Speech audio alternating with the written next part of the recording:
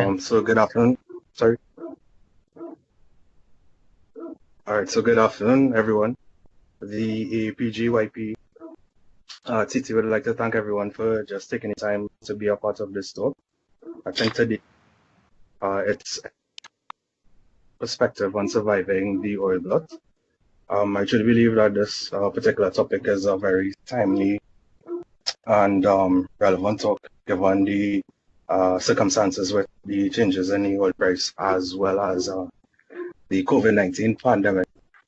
So I kind of believe it's very relevant.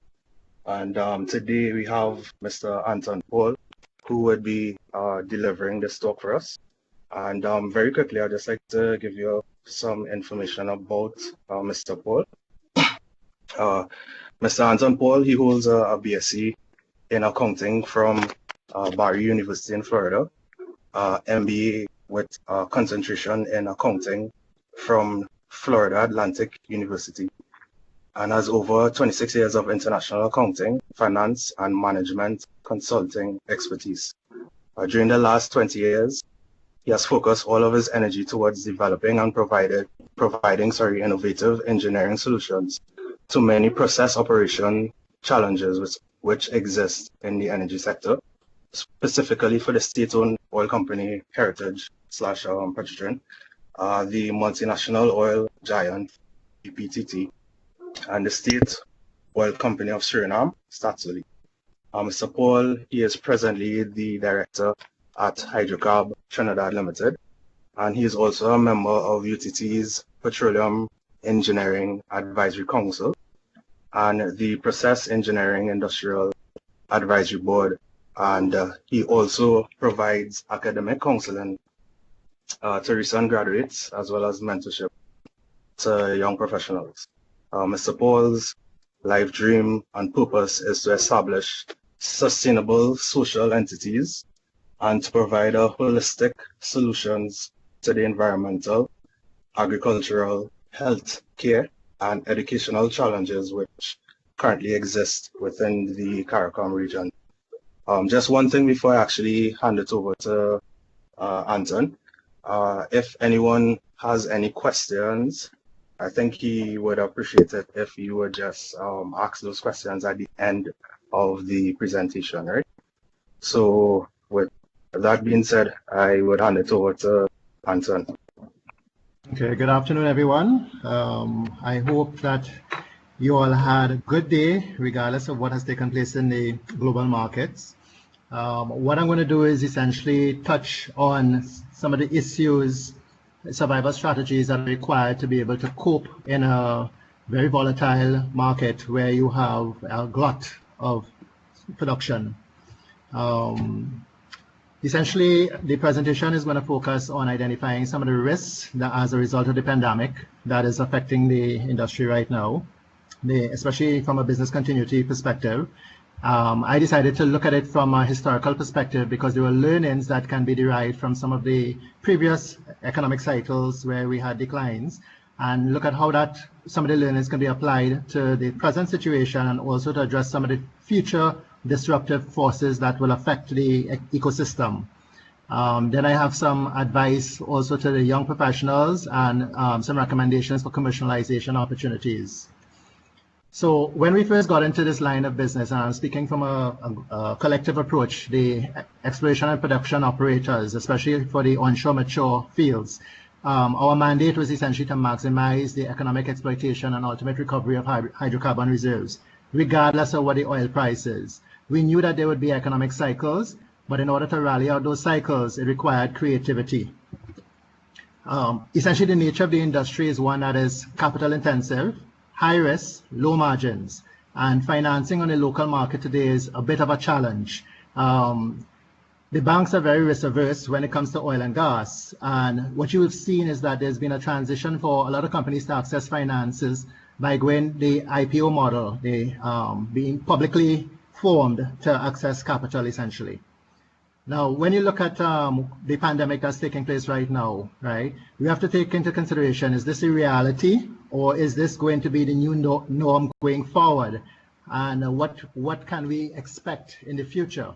So I think one of the biggest risks that we have to our organizations, especially in light of the fact that the older generation are essentially at greatest risk, is institutional knowledge within our businesses. We have to make sure that we have that knowledge documented, well documented within our organizations, so that you can ensure your business remains as a going concern. In terms of the economic disruption, I think it was, besides the pandemic, what added to the fact is that you have oil-producing nations losing revenue, and in order to enhance their revenue position, you had a battle for market share. What is also taking place when you look at the impacts of the pandemic, you have along the value chain from upstream to downstream, you have consumption declining, you have a backlog of consumption decline, you have a backlog of refining because you have no markets, and then exploration now is running out of storage capacities. Now, a lot of people are saying that this could result in an economic recession. And by definition, an economic recession is 2 consecutive quarters of declining GDP. I believe it's more of an economic paralysis that's going to take place. And based on the timeline, the longer that we are faced with this pandemic, it could even lead to a Great Depression. So what is essential for us to essentially ride out this cycle? Liquidity. We have to be able to have cash flow to continue running our businesses, even though some of us, or I should say many of us and all of us, are running at a loss at this point in time based on where the oil prices may be. But when you look at the equation of revenue and cost, as a price taker, the only control you have as prices collapse is to increase your production to compensate for that loss in revenue. On the other side of the scale, you can look at the cost, your lifting costs, and see what you can do to essentially drive your lifting costs down. And what triggers that is essentially economies of scale and your competitive advantage.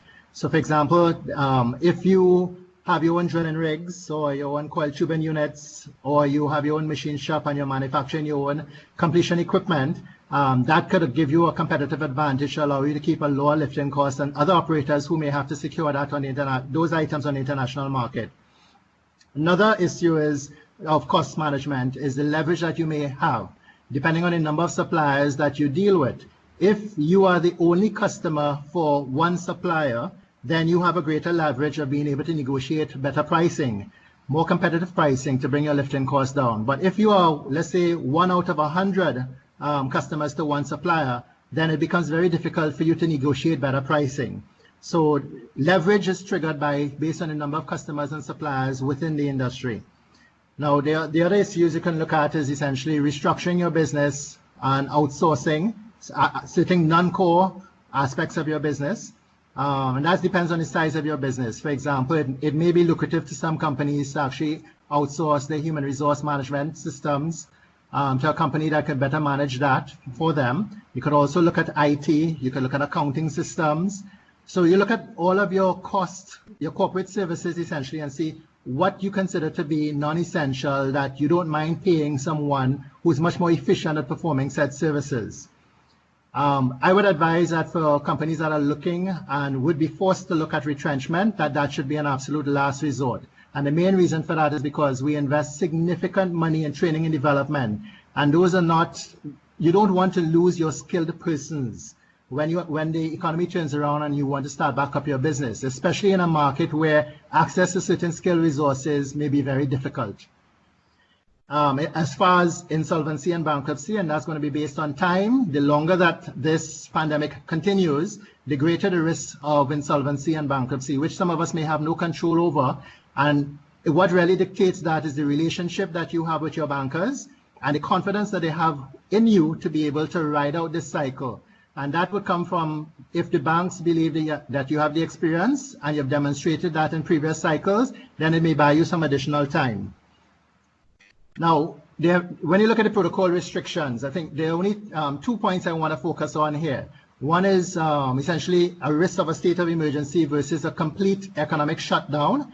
That is something that we all need to be mindful of, because even though the number of cases that we have in Trinidad may be slowing down or have stopped for the last couple of days, you have to bear in mind that if we were to open back our borders again, that we could end up with more imported cases and that you could be in another cycle. And if it gets to the point where you have to shut down the economy, I mean, this constant roller coaster ride could really damage your business and in the industry essentially. The other issue is that many of us are fortunate that we can work from home, and we have given employees access to bring your own devices. Now, what the greatest risk there is making sure that your employees are very responsible in not accessing sites that can expose your networks to a virus attack. In such a scenario, we'd hope that all businesses have disaster recovery plans in place and have stored the critical data offsite.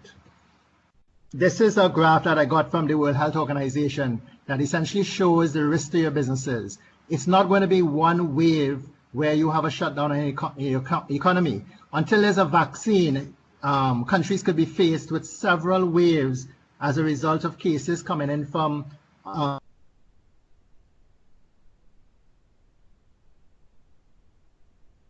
be mindful of that. We may think that the end is near, but not until there's a vaccine and there's zero cases in the global economy that we are out of the woods. In terms of the impact that the pandemic is having, it's affecting production supply chain systems. You have limited access to personnel. In some cases, like in our business, we are diversified. We have machine shop, fabrication, maintenance, field operations, and petroleum exploration and production. We only have one unit operating right now, which is production and exploration, because it's considered an essential service. And so you would have significant loss of revenue taking place from that perspective. Many businesses may not be fortunate because as being a supplier, they may not be able to run their business at this time and they'll have zero income. You have to look at many projects that we would have been working on for other customers have grind to a halt. So there's no activity taking place at that point in time. There were projects that we were in the middle of negotiating financing for, and those have also been halted because of the lack of confidence in the energy sector at this point in time. And especially when it comes to certification of equipment, it's very difficult for persons to come on site and to recertify your rigs and your coil tubing units because of the limitation with regards to gathering of persons. When you look at business travel, for those of us who were planning to go to the OTC in May, I can't see how that would be possible, even if they were to do it virtually via Zoom. And that's an opportunity where many of us form strategic alliances to be able to access new technology in the market, essentially. So from an economic reality, the greatest risks would be to firms that have the highest leverage, especially in the long term. And the industries that would be greatly impacted would be the consumer discretionary market, the energy market, and the industrial companies. They have the greatest risk for exposure. Now, the ACCA did a survey globally of companies to determine these factors, what would be the level of severity in terms of impact. And you see, employee productivity is the greatest, but cash flow and supply chain management is on the top 3 of the issues that will be impacting businesses. So if you were to look at both small and large in comparison, you'd see smaller businesses have a greater risk of cash flow problems than the larger businesses. If you look at the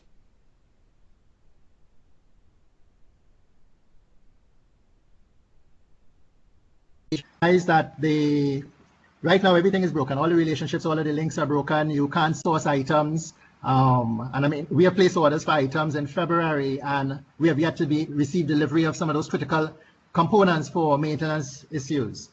And as a result of that, I mean, you're seeing businesses have no revenues. Government is going to be impacted in terms of their taxes, what they can take. Salaries are going to be impacted. So it's a very drastic impact on the relationship and operations along the entire value chain. I couldn't get any information specifically on the banking sector in Trinidad and Tobago, but if we were to draw a reference to the United States, the top banks are essentially trying to inject approximately $700 billion worth of funds into the economy to keep it afloat. That's almost 35% of the total liquidity available among these banks right here that we're seeing as examples. Again, depending on how long this pandemic carries on, the greatest risk is going to be if the persons who have extended credit facilities to are unable to pay their facilities, you could have a crash and a collapse of the banking system. In terms of the workers that are at highest risk, the industries you would see would be food and beverage, retail, hotel, education, travel, sports, and real estate. And the US has calculated that would equate to approximately 46% of the total number of workers in the industry. Just to look at it from a graphical perspective, you would see that from the consumer discretionary market, that's essentially non-essentials like automobiles and retail. You're looking at almost double what the impact would be on the energy sector and the industrial markets. So if everything were to go back to normal in terms of the restrictions being lifted in terms of social distancing, you should see interconnectivity taking place, everything returning to normal in terms of functioning. But that recovery period is not going to happen anytime soon. The best guess, I mean, that's anyone's, but that's based on what we all do collectively to help in the situation. Now, there's a lot of information out there which I encourage everyone to read. There are a lot of sites that you can access. These are just a couple of the sites just within the last 2 weeks that I have read, essentially, where you could see the impact on Suriname, Guyana, and even in terms of global effects. I mean, having your finger on the pulse and knowing what is happening could give you some insight in terms of how you need to develop the right strategies to be able to ride out the cycle. So, as I said, the cycle is one of looking at upstream, how the exploration and production operators interact with refining, and then the consumers. So the first thing you're seeing here is that there's a demise in terms of consumption. Consumption has fallen as a result of the lockdown protocols that have been put in place. Some estimates have gone as high as 35 million barrels a day in terms of the reduction in consumption, right? Asia accounts for more than 60% of the global demand for growth, right? And if we were to just look at the top three, India, China, United States, they account for 40%. This is the lowest that we have seen the oil prices. I mean, a lot of what I put in here today, I mean, it's not even relevant in terms of what actually happened today, in terms of some of the numbers that I have accessed. But what you're seeing is that it is unprecedented. No one, not even our forefathers, have essentially seen some of these challenges that we are faced with today. But essentially, on average, demand in terms of consumption has collapsed by more than 50%, 70% in some nations. And a lot of it is stemming from the transportation system. That's the main driver. This is just a graph that shows the three top countries in terms of what demand was. And as you can see, with almost more than 50% decline, that could account for just a 20% decline in demand right now. And we know it's more than that. This is just another graph that shows projection of just looking at liquid fuel consumption alone for 2020 in terms of where it's projected to go, as much as 35 million barrels decline per day. Now, when we look at the refinery options, over 700 refineries are being impacted right now. In Asia alone, Asia accounts for more than 1/3 of the total global refining capacity. The very first refinery that was actually impacted and had to shut down was Indian Oil Corporation. And in the America, just recently, at the end of March, it was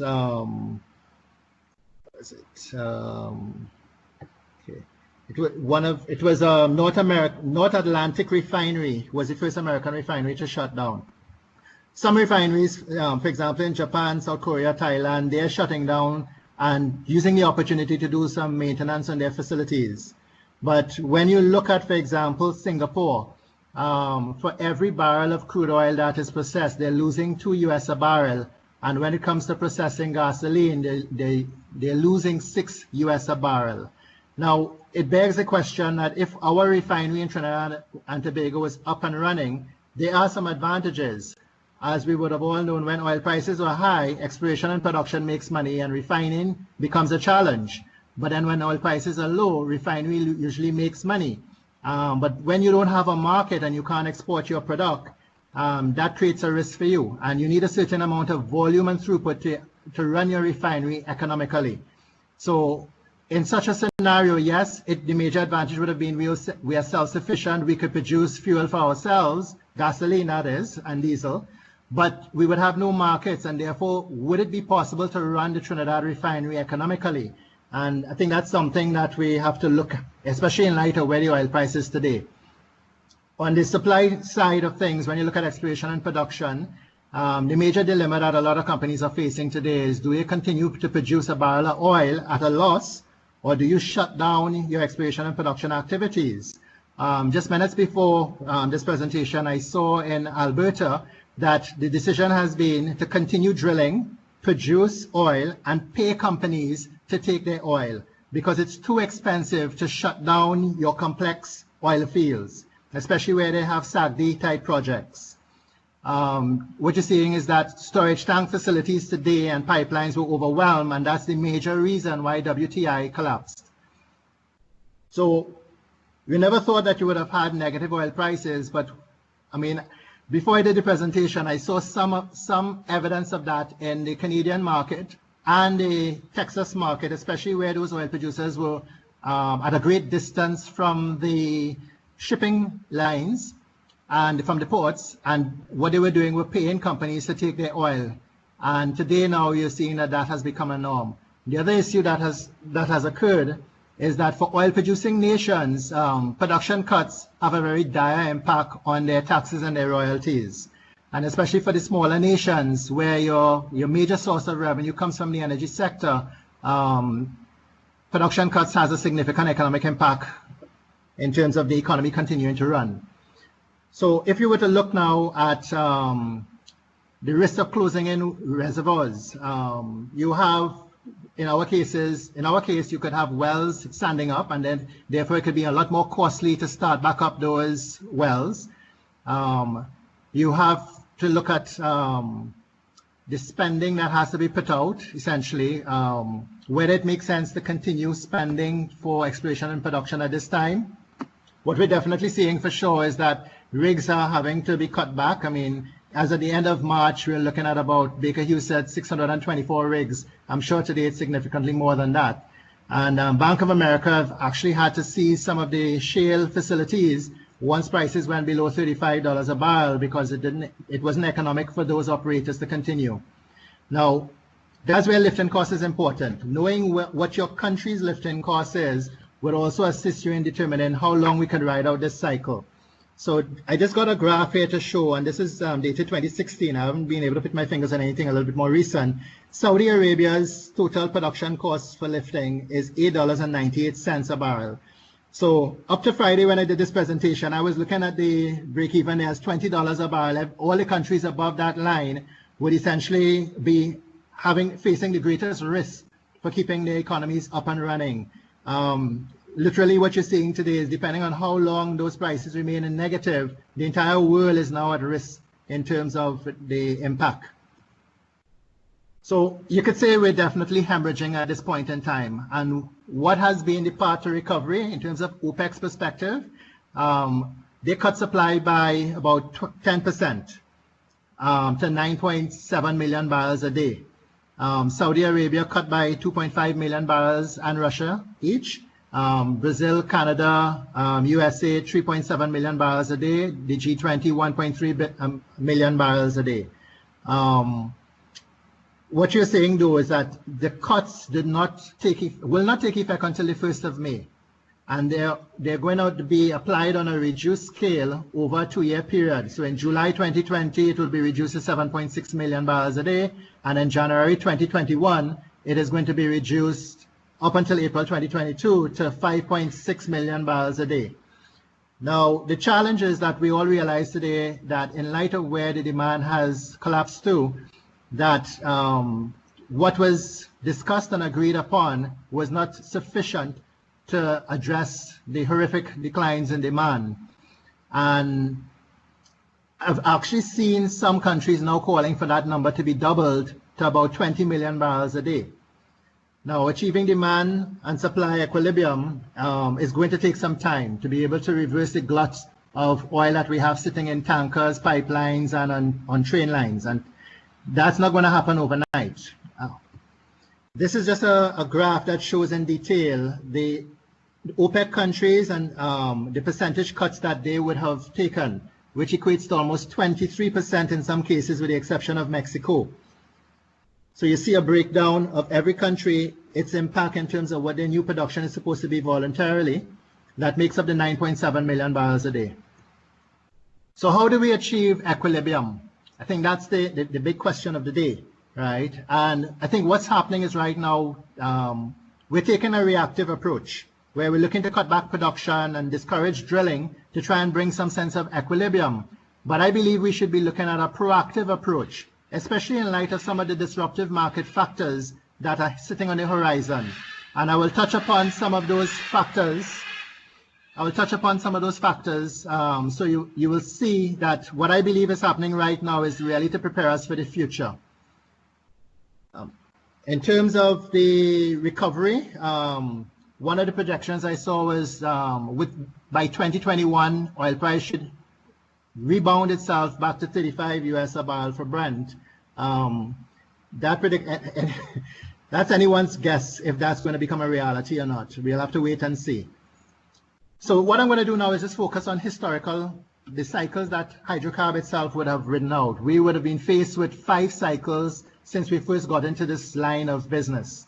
In 1985, when the oil prices had collapsed, it essentially resulted in the state enterprise creating the birth of the lease operatorship program.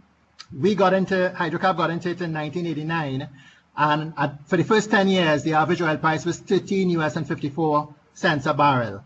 And you might say, how do you run operations at such a low price for an extended period of time? It was difficult, and it required a lot of creativity and ingenuity. But in 1998, we even saw prices as low as $7.05 a barrel. And during the period of time to present, we would have seen economic downturns in 1990, 98, 2001, 2008, 2015, and now presently again in 2020. Now, one of the things that is critical there is really economies of scale and your competitive advantage in terms of how you cope with some of the challenges that you're facing. So if you just look at this graph briefly, what I would say, my experiences I recognize is that the cycles used to take every 7 years, then it started shrinking to 5 years, 3 years, and then even in terms of the period of time in which oil price collapsed, you would have seen that in some cases it will take 2 to 3 years for prices to collapse. It will take a year, then 6 months. But when you look at that in relationship to what's happened in 2020, and these are the actual current prices we get right now, in a matter of 2 weeks, you lost 50% of the value of your price. And then in a matter of today, in terms of looking at the futures prices, the market essentially collapsed. One of the ways I like to look at the analysis of oil prices, being an accountant, is essentially looking at the difference in a single annual period of the highest price versus the lowest price. And what you will notice is that as the curves start to spread further and further apart, for example, in 2008 and in 2015, that's when you start to see the volatility and the negative impact that's going to hit your business like a sledgehammer. And again in 2020. These are just 4 videos that I would recommend students to take a look at. It gives you a historical perspective of when oil first started being produced, the main purpose of what oil was being utilized for. And for those of you who may not be aware, oil was actually used as a medicinal purpose where persons would soak in tubs of oil for arthritis. And then you would see the conflict among countries in terms of fighting over this product, this hydrocarbon. And then there's a projection in terms of what will happen in the future, in terms of looking at the environmental issues. So essentially, what are some of the survival measures? The main thing is that we need to look at how to enhance liquidity and how to significantly reduce operational costs. Looking at it from the fiscal side, one could say that we could ask the government to essentially give VAT refunds to persons or allow us to apply the VAT refunds against future tax liabilities. We could look at possibly implementing VAT and custom duty exemptions for all exploration and production activity. We could even look at the profit petroleum tax rates that are applied to onshore mature operations, which is presently at 50% with a 5% unemployment levy, and probably bringing it more in line with the offshore sector, which is 30%. We could look at the SPT sliding scale, where instead of above $50 a barrel, you pay 18%, having a scale that slides to lessen the impact on businesses. We could look at the head license factors. Some of them have escalation clauses on it, where you pay a 6% increase per year.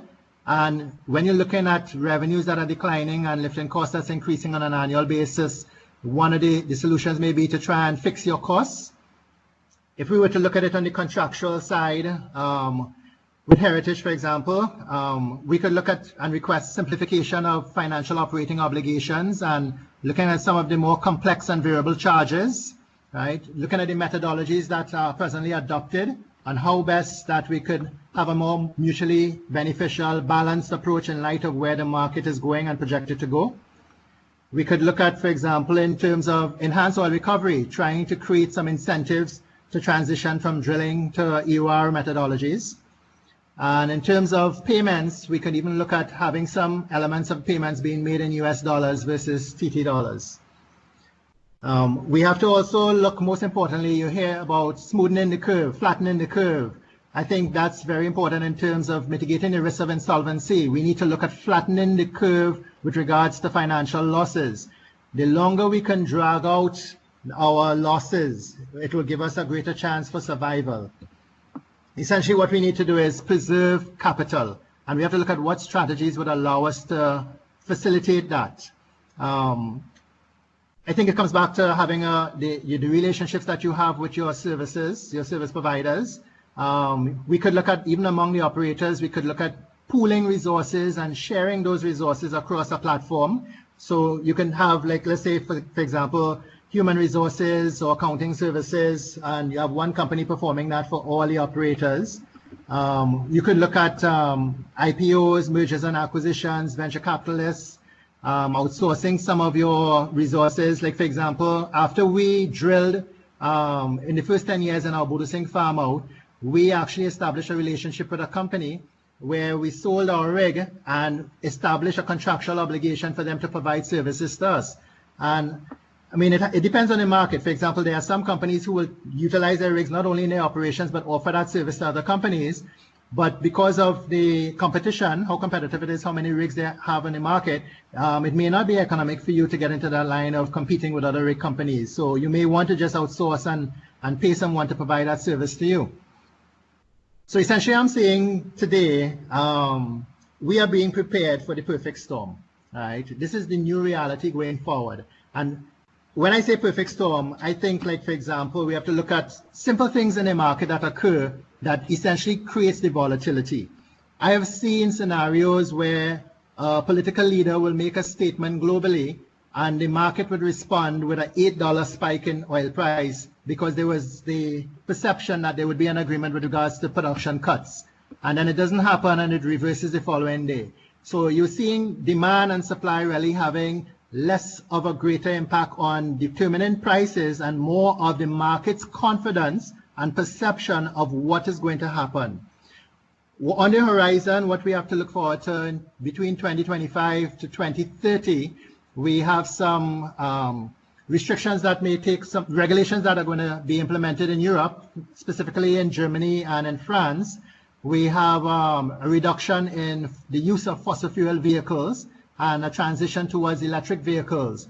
And that transition to the renewable energy means of transportation and to solar, that is going to essentially have an impact of what we're seeing today, because essentially everybody's self-isolating, they're at home, they're not using their vehicles, so you have less utilization for fuel, and therefore you're seeing that this is going to have a significant impact in terms of the oil price. And therefore, if we are going to transition, even though some are saying where the hydrocarbon prices are today, it will impact some of the solar investment projects. Yes, it's true, but especially where there's a commitment for a cleaner environment and there's going to be a transition, you will see a cannibalization in terms of what's happening in the value stream of exploration and production. And this is something we need to be prepared for. So that's where I see this as the present state being a rehearsal for what's going to come on the horizon. In terms of automation systems, those things too would also have a significant impact in terms of the cost of fuel. Also, you have to look at devaluation, the risk of devaluation, especially in Trinidad and Tobago's perspective. If that were to happen, then we have the risk of imported inflation.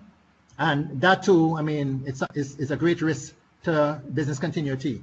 This is a graph that I got from the McKinsey website, where they were looking at what the impact of electrification on the transportation system from cars, buses, marine, aviation, and when you're going to start seeing the impact on the energy sector. So from about 2025 is when you're going to start seeing the decline. So the days of, I believe, $100 barrel oil price and possibly $200 barrel oil price, I don't see that happening anytime soon. Now I want to turn my attention to the young professionals. I think that generation right now is facing the greatest challenge in terms of having studied something that you're passionate about and then graduating and not being able to see opportunities available for you. Many of you are going to essentially have your dreams impacted negatively. And I mean, you have to remain positive. You have to try and see what should be done during this instability, right? And it's essentially going to be impacted by the length of the stagnation of the economy. And especially in light of persons who would be retrenched, you'll now be competing with experienced persons when the economy recovers to try and get a job. So that in itself becomes a challenge. So moving forward, how do the young professionals essentially capitalize on this opportunity? What are some of the things that you can get out of it, right? I would say definitely you need to take advantage of the e-learning platforms. There are a lot of free portals where you can go and you can expand your information, your educational foundation. And that's an area where you need to essentially reassess your options and look and see whether you should continue to specialize in the subject, in the discipline area that you're in right now, or whether you should look at transitioning to another industry just to gain experience until the energy sector recovers. I think one of the areas I see the greatest potential for would be in the field of research and development, where you can identify some of the challenges in the industry and see how best you can determine what solutions are out there. I would encourage many of the students to essentially do surveys, talk to some of the operators, find out what are some of their greatest challenges, do some research and development, be it from a technical perspective. Also from a commercial perspective, you may want to look at what are some of the issues in terms of the existing commercial models, whether they are still applicable in light of where oil prices have gone, and make recommendations in terms of build a financial model and do a white paper and submit it to the Ministry of Energy and make recommendations in terms of now it's time for us to consider a new commercial model moving forward where there's equity across the board for all that could allow us to ride out this cycle. In terms of looking at some of the technologies, look at some of the artificial lift systems that you have on the market. Look and see what are the challenges and see how best you can utilize those technologies to bring new solutions to the market so it becomes more cost effectively to bring oil to surface. I think in terms of, we have this tendency, you go to university, you come out and you're looking for a job, and we should change our mindset. We should not be coming out there with the expectation of being an employee, but we should aspire to be an entrepreneur. We have approximately 18,000 people graduating and coming out looking for jobs. And I have witnessed some of the projects that students have showcased, and I've actually mentioned to the professors that some of these students are actually ready to start their own businesses. And therefore we need to find the right mechanism to essentially create that opportunity for them to be able to launch something to the market economically. Now, this is some examples in 3 industries where there are opportunities for students to consider. So if you look at the in the field of mechanical design and manufacturing, artificial lift systems, what my suggestion to a student would be, look at the various systems that you have out there, PCP, ESP, pumping jack. Look at the pros and cons of each and see if you could come up with an idea where you can design an artificial lift system that overcomes all of those challenges. One that essentially gives you a longer life cycle, that is maintenance free, and brings oil to surface at a lower cost. Look at material separation systems in terms of, especially for where we have sand control issues. How do you create a system that can separate sand so you don't bring it back into your tanks? Look at, for example, your water cuts. There are some technologies out there that allow you to produce only the oil and leave the water downhole, right? Be creative, look at some of these solutions and see what can you do and what options you can come up with that will be applicable for Trinidad and Tobago. If we look at exploration and production, there are many technologies available for downhole visualization. Now, many of those technologies may be out of the reach of some of the smaller operators like ourselves because of the cost of such technologies. Are there anything that you can do in terms of your research to look and see what sort of technologies can be cost effectively applied to help to assist the smaller operators in being able to see what's downhole that is essentially could lend itself towards a much more effective enhanced oil recovery strategy? And lastly, whatever we do, we need to make sure that we close the environmental loop. Every solution that you present, make sure that it doesn't create a problem down the value stream. You could look at alternative engineered materials that you don't have corrosion issues to deal with. And in terms of I think one of the biggest challenges that we're all missing right now in terms of the hydrocarbon industry, in terms of being reactive, is one of trying to create demand. Right? Rather than cutting production, why not look at what new uses can we get out of the hydrocarbon industry for crude oil, right? Especially bearing in mind that the very first use for crude oil was in medicinal purposes. You never know that if we were to do some biomedical engineering in Trinidad and Tobago, we might discover a vaccine out of crude oil for utilization in the pharmaceutical industry.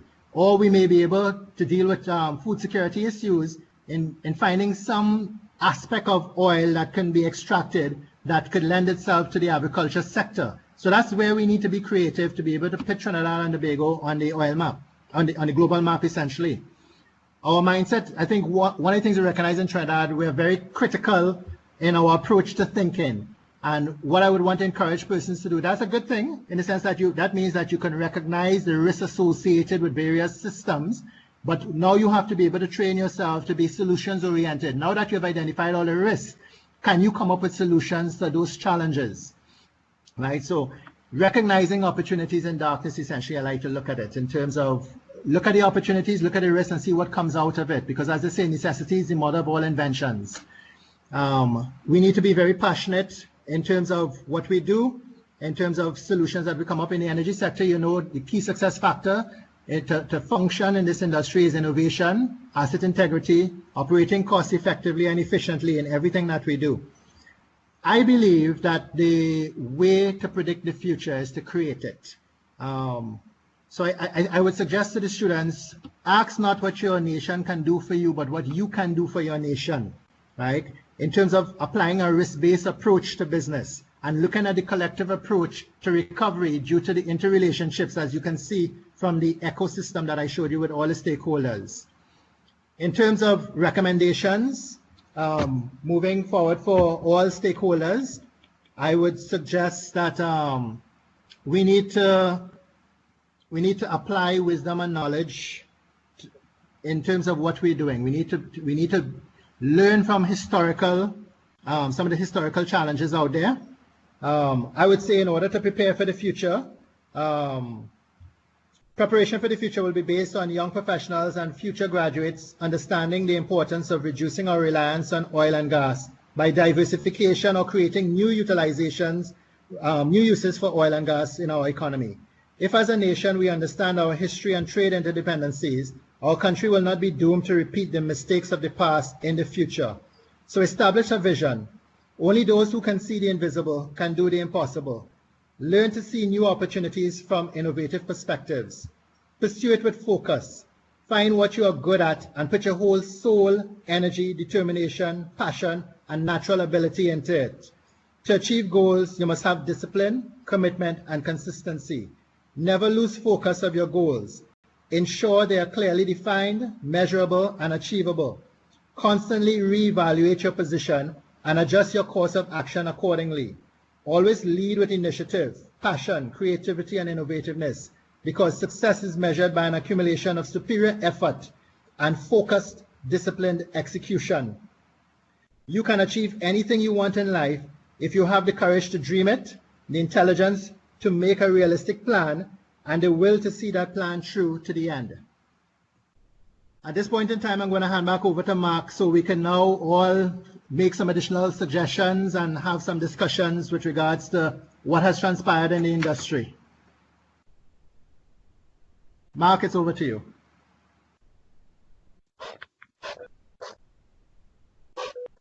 All right, thanks so much, Anton, for that presentation. I think we could open up the floor to any questions, if anybody has any, for Anton.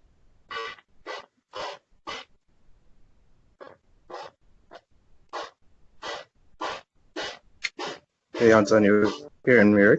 Yes, I am. Hearing you loud and clear. Okay.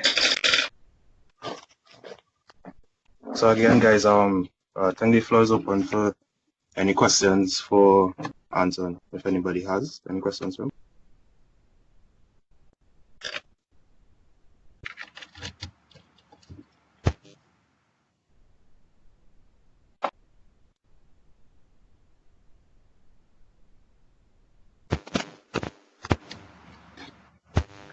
Afternoon, everyone. This is Kenel Ramuta. You all hearing me properly? Yes, we are. Yep.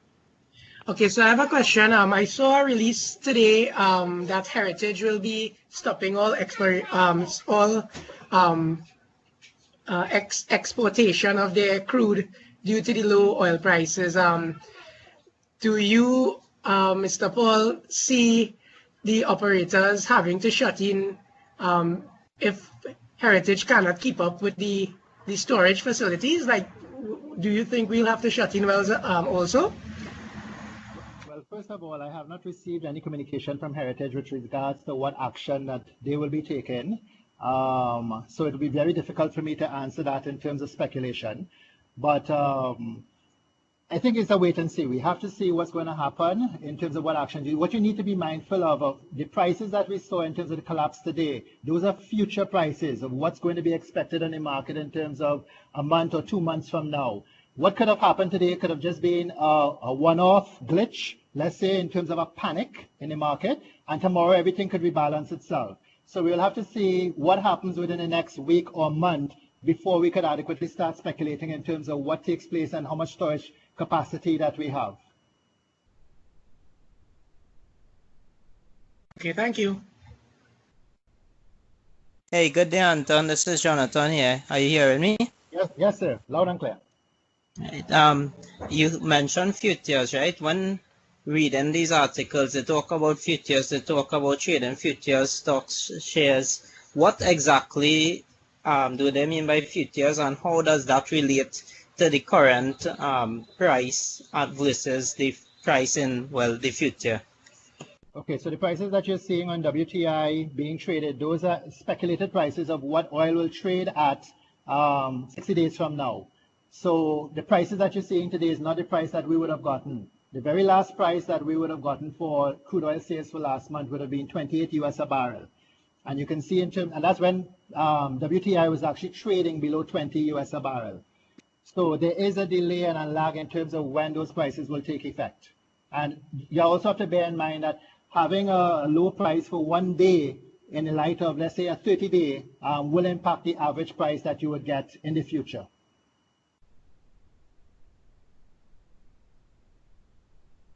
Okay, thank you. I have one more question.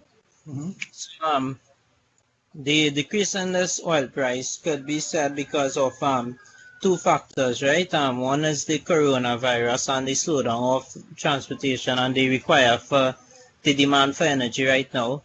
And second is the socio-economic issues, well, with Russia and OPEC and thing. How much do you think it is from one versus the other? Why I'm asking that is because I'm trying to understand if after this corona pandemic goes away or is controlled properly, would things go back to as it was, or would there still be a major determining factor based on the negotiations and the socio-economic situations that surrounds it? So your question essentially is which came first, the chicken or the egg, right? And I would say that what is essentially driving the decline in oil price is the decline in consumption. Not necessarily the market share war. That may have added to it, but the root cause of the problem is really the decline in demand. The minute things go back to normal and social distancing is removed and the restrictions are removed and we all go back into working and producing and demand starts to take place, then you'll see the prices start to rise again.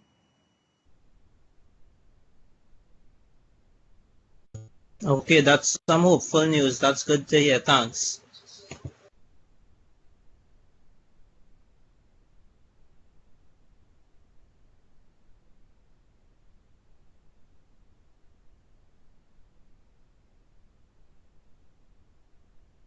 All right, thanks so much, Jonathan. Anyone else have any questions for Mr. Paul?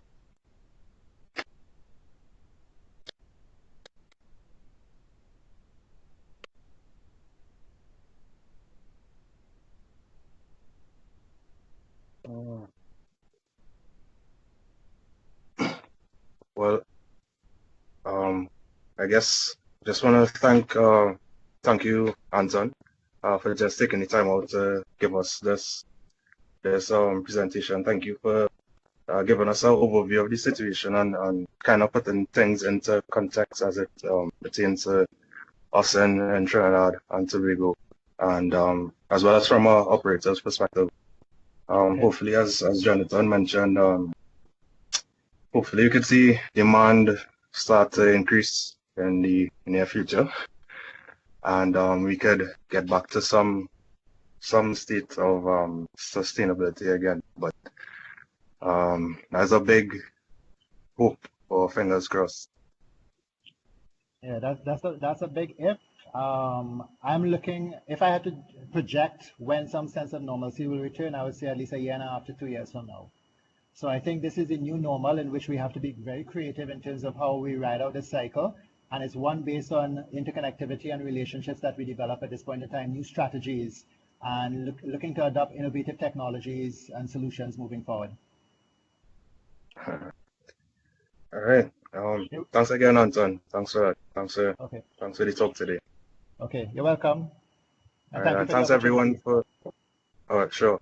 And thanks everyone for taking the time out again to come to this talk, to be a part of this virtual talk.